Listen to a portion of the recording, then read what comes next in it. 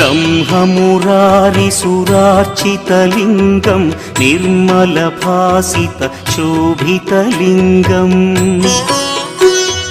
जन्मजदुःखविनाशकलिङ्गं तत्प्रणमामि सदा शिवलिङ्गम्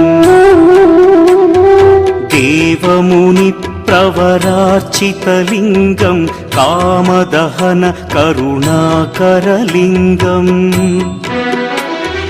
रावणदर्पविनाशकलिङ्गं तत्प्रणमामि सदा शिवलिङ्गम्